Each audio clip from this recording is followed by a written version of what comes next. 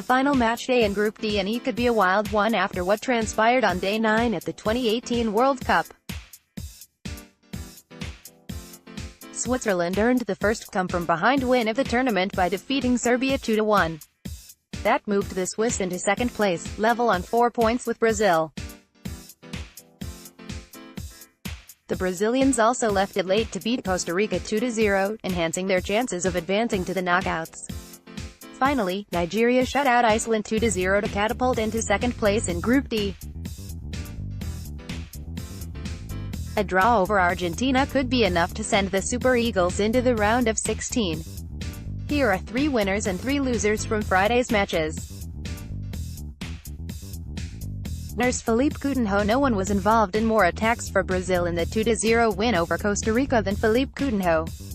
12 Philippe Coutinho, 6 shots, 6 chances created, was involved in 12 of Brazil's attempts beat Costa Rica. Only Robinho, 13 VDPR Korea in 2010, managed that many in a World Cup game for Brazil this century. Exquisite. Pic.twitter.com/found-of-2, OptaJohan, @OptaJohan, June 22, 2018. There are still a couple of concerns for Brazil, mainly the team's heavy reliance on the left wing when attacking, but this was a notable improvement compared to the 1-1 draw with Switzerland. That is down to Coutinho's involvement in the final third. Coutinho's pass map in the final third, via stats zone. The inclusion of Douglas Costa on the right wing was also crucial for Brazil as there was more balance in the attacks. That is one change Tite should make for the Serbia match, but as long as Coutinho is on the pitch, there will be plenty of scoring opportunities. Granit Xhaka. Switzerland is on the brink of the round of 16, and Granit Xhaka has been a key contributor along the way. Xhaka scored the opener for the Swiss and orchestrated the midfield all game long, connecting defense to attack whenever Serbia caught too high up the pitch. Goalscorer midfield conductor Granit Xhaka has completed 71 passes today, the most by a https://t.co/7nmsmij9g. Key. Pic.twitter.com/Kakaifsime, OptaJohan, @OptaJohan, June 22, 2018. As seen below, Valone Barami was positioned deeper in midfield, which gave Xhaka the license to push forward. It also meant he didn't have to cover a ton of ground, either.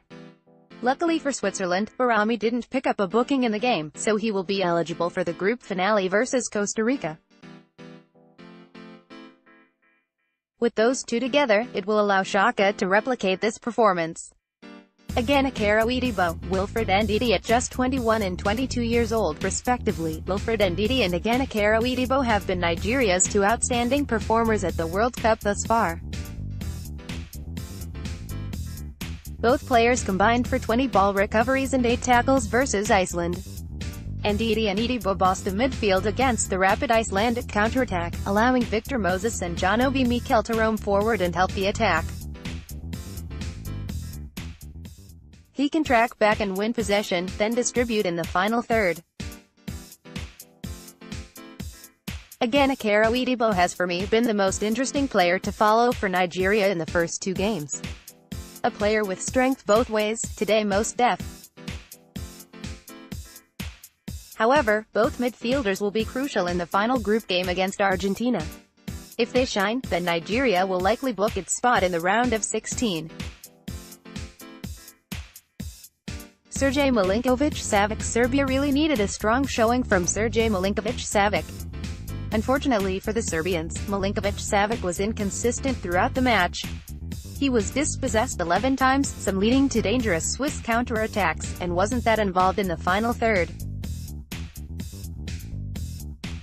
Milinković-Savic's strengths are also tailored to Lazio's 3-5-2, where he doesn't have to cover as much ground.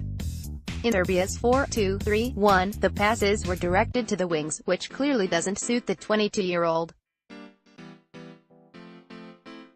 Coach Mladen Krstajic has to adjust accordingly, or else Serbia might suffer a group stage exit.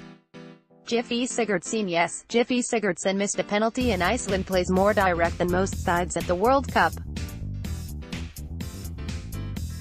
It was still a disappointing outing from one of the team's most influential players. Sigurdsson wasn't very active in the final third and was often drifting to the wings. The Nigerian midfield deserves credit for forcing Iceland's key creators out wide. However, the 28-year-old is better than this. Iceland is still alive in Group D, but they need Sigurdsson to be more impactful in the final third. Oscar Ramirez is in the "losers" column again, and for good reason. Defensively, Costa Rica was carved open in the second half on numerous.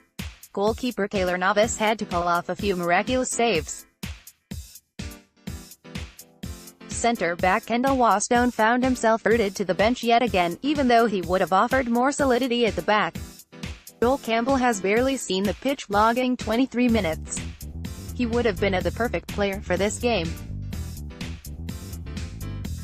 He has more incisive movements and is more direct than Johan Venegas, yet Ramirez is persisting with the same options. Had Campbell started the match, surely Costa Rica would have created more problems for the Brazilian defense and might have nicked a crucial goal.